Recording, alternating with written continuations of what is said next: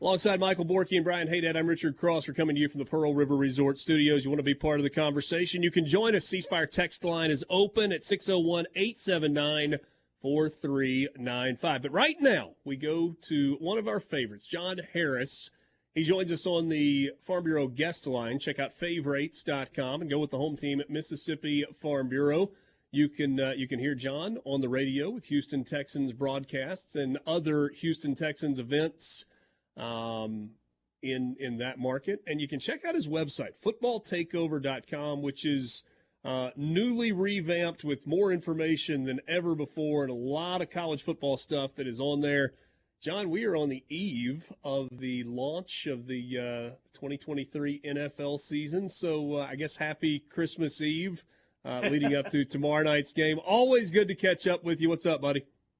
Yeah, man, it's been crazy getting here. It feels like each year it feels like it takes longer and longer to get here. But, real football tomorrow with the Chiefs and Lions will be fun. I mean, the NFL's, look, the product early on in the year sometimes can be a little ragged as teams kind of work their way into it. But it's the NFL, man. And now you got full weekends of CFB and NFL. I mean, come on, man. I don't know that it gets much better than that. I always challenge people in Houston, to the extent that you can, get out to a high school game Friday night, get out to a college game Saturday, and then if you can get out to an NFL game, man, go ahead, do the triple play over the weekend, man, because you get to February and you're wondering what the heck am I going to do at this point? And look, Live Golf and PGA Golf are only going to take you so far.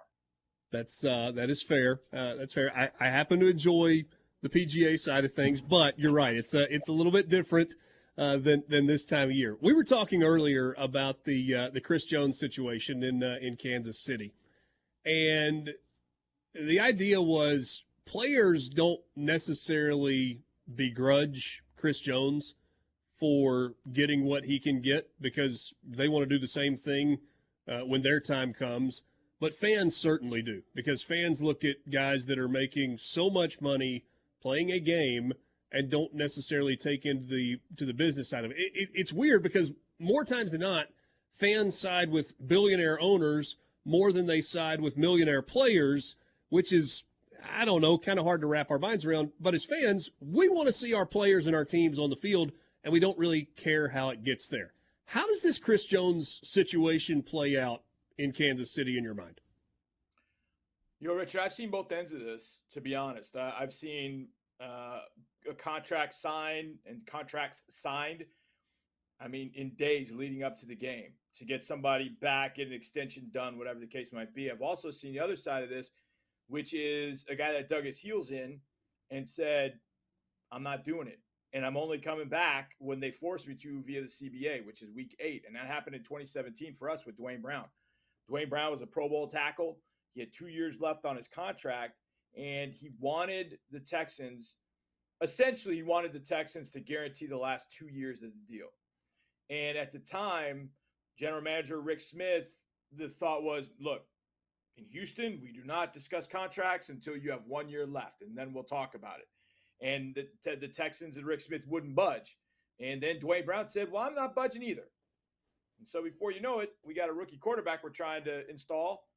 And week 8 comes around, and now he's got to come back so he doesn't lose a year. He plays in Seattle. 2 days later, after coming back, he goes back to Seattle on a trade. So if you let hard feelings get into this, and I think that's the one thing that Chris Jones is trying to say, he was at a McDonald's event or something like that and talked about, look, it's business. And the way that I pitch it to fans is this: no matter what your occupation is, no matter what it is, if you know that there are 2 or 3 people in your occupation that are making more money than you, getting more acclaim than you, it frustrates you, right? So it's all relative. It's just that in our jobs, we don't make what these guys make. But if you're Chris Jones, you're sitting at home and you see Dexter Lawrence get a deal, you see Jeffrey Simmons get paid.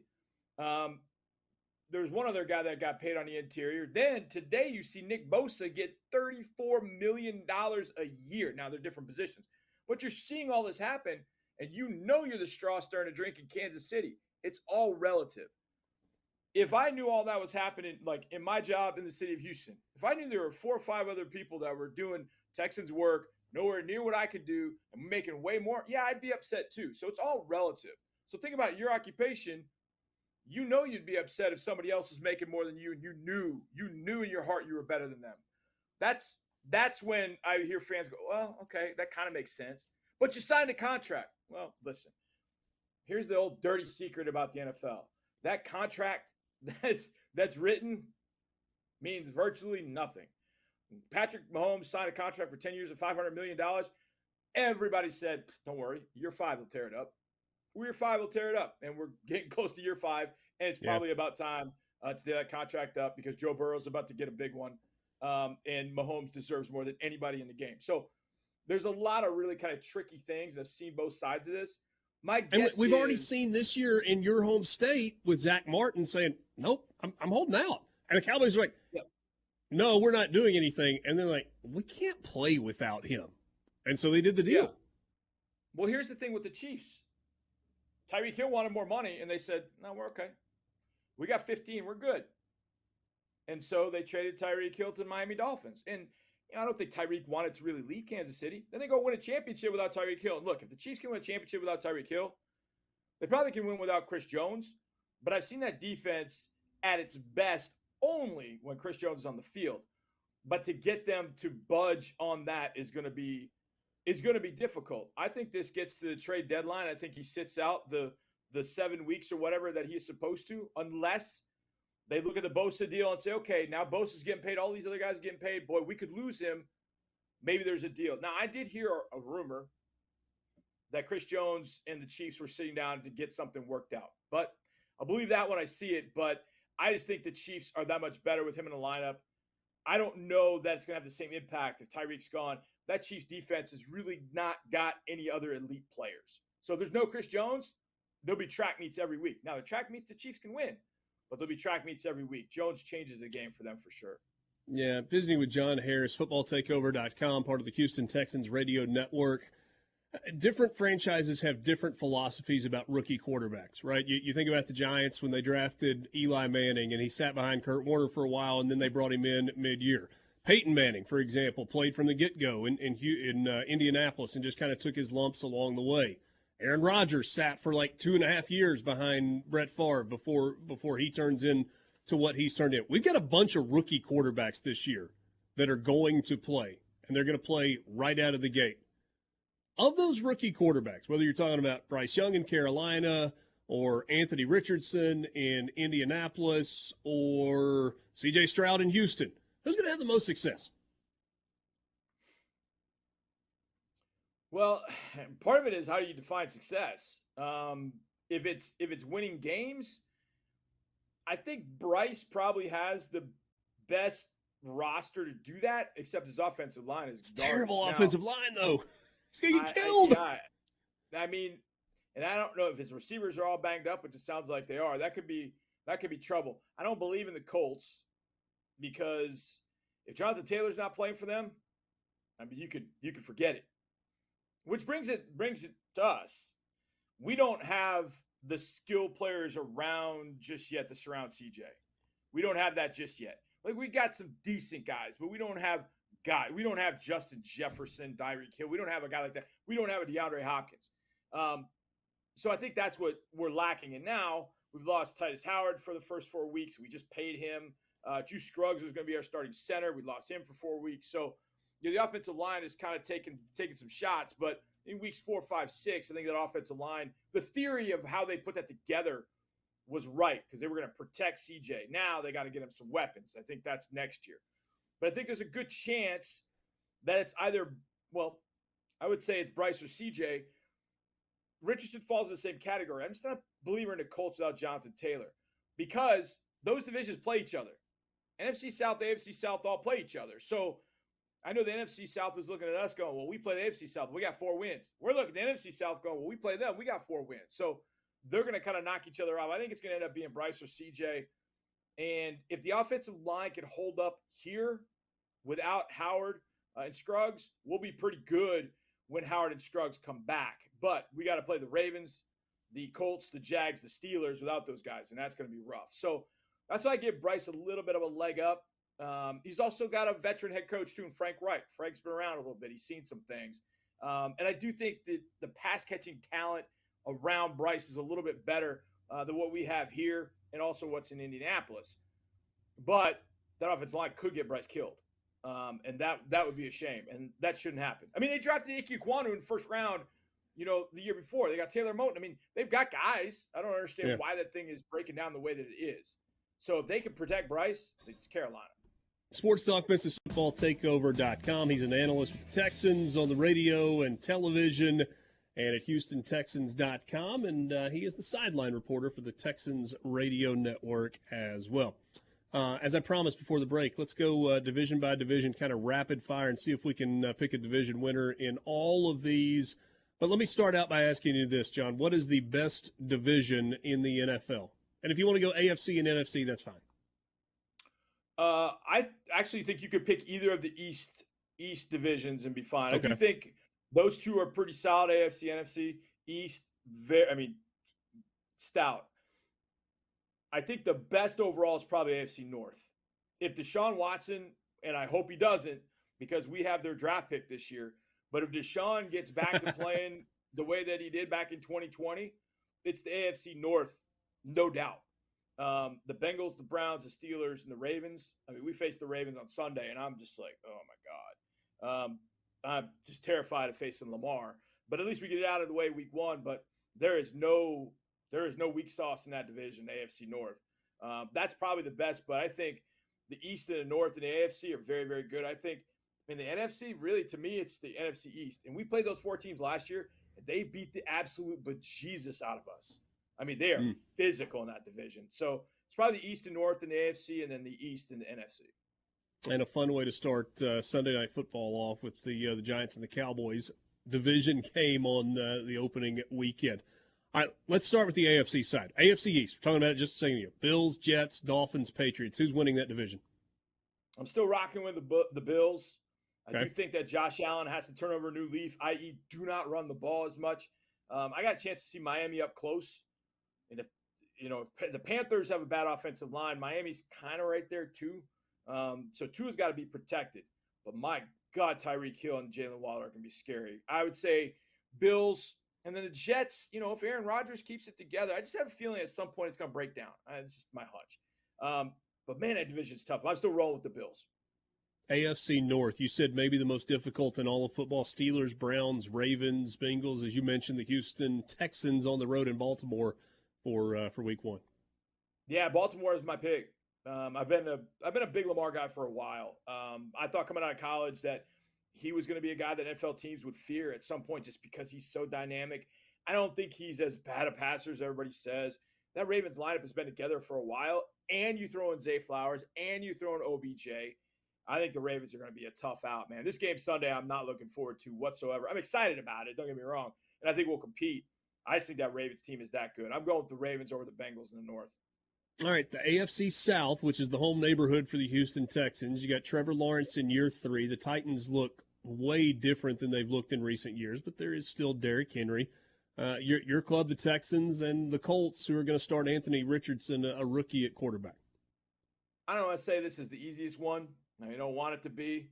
But right now, we got potentially, depending on what happens with Ryan Tannehill, you could have 3 starting rookie quarterbacks with Will Levis in Tennessee, Anthony Richardson in Indianapolis, and then CJ with us here in Houston. It's Jacksonville. As long as Trevor Lawrence is upright, I think it's got to be Jacksonville. And you throw in Calvin Ridley amongst those other receivers as well. I think Jacksonville is going to be a really tough out. We got them week 3 in Jacksonville down in the heat, and that's going to be a rough afternoon for sure. Yeah, it's a tough assignment, and they've turned into a really good team in that building. AFC West, Kansas City. So you got the Travis Kelce thing going on, but you still got Mahomes, and they're the reigning Super Bowl champs. The Chargers love Justin Herbert. The Raiders, start of a new era there at the quarterback position, and the Broncos also with a start of a new era from the head coaching spot. I always want to pick the Chargers as a surprise team. This is the year, and it really never comes to fruition. And I'll put it this way. As long as 15's available for the Chiefs, it's the Chiefs division. And as long as he's healthy before every single year, I'll pick him every single year because what NFL teams didn't do was take advantage of Mahomes not really understanding football the first couple of years. He's just winging it. Now he's getting it. Now he understands the game, and he can throw the ball the way he does, and he's got the weapons he does. Forget it. It's 15. As long as he's healthy, you got to roll with the Chiefs. All right, we're on a good pace here. We got 4 divisions left. We got 5 minutes left. Let's start in the NFC East. The Commanders, Washington, the Giants, the Cowboys, and the Eagles. Of course, the Eagles so good a year ago with Jalen Hurts. And I said earlier today that I think Jalen Carter could very well be the defensive rookie of the year. I don't know. We'll see. What about the NFC East? I like the Giants a lot. And I think they're going to have a really good second year with Brian Daboll. And I think he and Mike Kafka are going to have some offensive things that we haven't seen from them. And Darren Waller's added to the group. But it's hard to go against my Houston homeboy, Jalen Hurts. As long as he's healthy, they've got so many weapons. You throw Jalen Carter in there. Jordan Davis is still there. I mean, that defense should be better. Changing coordinators on both sides, but I think, to me, it's still the Eagles. I think Eagles, Cowboys, Giants make the playoffs. I think 3 out of 4 come from that division. Ooh, if we have time at the end, I'm going to ask you why the Cowboys picked up Trey Lance. Let's go to the NFC North. Packers, post Aaron Rodgers, the Lions, kind of a sexy pick for a lot of people, the Bears, and it just feels like the Vikings, they're just kind of there every year and in it, but never quite getting over the hump. What about the NFC North? I'm going to go old school here. I'm going Packers. I know it sounds crazy. I know there's a lot of love around the Bears and Justin Fields, but until Justin Fields becomes a big-time passer, then I'm not going to buy it. I know DJ Moore helps him at receiver, but I'm still not buying the Bears. So I'm going to roll with Jordan Love. He's a guy I really like, come out of Utah State. He finally gets an opportunity. He's sat. He's now got it. Now, his receivers got to be healthy, and right now Watson and Dobbs are not healthy, so we'll see how that plays out. But I think in the long haul, I am going to go with the Green Bay Packers and win that division. 9-8 will win that division, so I'm going Packers 9-8. Will 9-8 win the NFC South? And will it be anybody other than the Saints in there with the Bucs and the Falcons and the Panthers? 9-8 will get it done, and it's going to be the Saints. I think that everybody would like to see the Falcons just because they're sexy on offense. And I do think there are a couple pieces defensively, but, Desmond Ritter's got to show. And I like Desmond Ritter, but, if he can manage, he can just drive the bus and make sure everybody's happy. The Falcons could be dangerous, but I still think that Saints lineup, I mean, we saw them preseason. We didn't even see everybody. Even their backups were pretty solid. So I'm going to go Saints to win that division. And by the way, Michael Borky and Brian Haydad have both already crowned the Saints as Super Bowl champions after a perfect regular season and a run and a sad Mercury Morris. So 17-0. Yeah. I'm just trying to figure out who are these everybody that wants to see the Falcons win. I want to know who those people are. I don't know them. Yeah, I figured as such. Yeah, they live in Atlanta for the most part. So. Oh, no, I wouldn't go there. Let's finish up out west. The Cardinals, I thought there was a chance that we were going to see Clayton Tune as the starter. I guess they announced Dobbs earlier today is going to be the guy. And then Seattle and San Francisco and the Rams. That's a fun division. It is a fun division. So I like going out there and playing games out there, but not this year. Arizona comes and plays us in Houston. I think that's a 49ers division to lose. I mean, if Brock Purdy turns into a pumpkin, then maybe they'll go ask Sam Darnold to go on the field and do some things. And Sam did some good things at the end of last year with Carolina. But San Francisco's they're so talented. I mean, best left tackle in the game, best edge rusher in the game, arguably the best and most versatile running back in the game. I mean, it's all over. Best linebacker in the game, Fred Warner. It's just a matter of can Brock Purdy keep them on the track. And if he can, they'll win a division going away 13-4. I told you if we had time at the end, and we do, I would ask you this. Why did Dallas get Trey Lance? Because Jerry Jones likes to collect things. That's the simple answer. I mean, you're going to get a former number 3 overall pick for peanuts in Jerry's mind. And you know what? Jerry's probably not opposed to Dak Prescott knowing what he did. Kind of, Dak's got a contract coming up now. I wouldn't mess with Dak. I love Dak. But you know how owners, GMs can be. Light a fire. Get this guy for a 5th rounder. Work with him a little bit, see what we got. I thought it was a good move, actually, by the Cowboys to be able to do that, kind of hedge bets and see if you have something. The guy just has to play football. He's not taken many snaps in his life at quarterback. He just needs to play football. And, next preseason, he'll get those reps. in 2024 and see what he can be in the future. John, an absolute pleasure. His website is footballtakeover.com. We obviously talked a bunch of NFL. There's a ton of college stuff on footballtakeover.com. You can subscribe. It is very inexpensive, but great information. Check out the website. Always good to catch up, my friend. Thanks so much for your time. Absolutely, brother. Anytime, Richard. Take care, boys. We'll talk soon.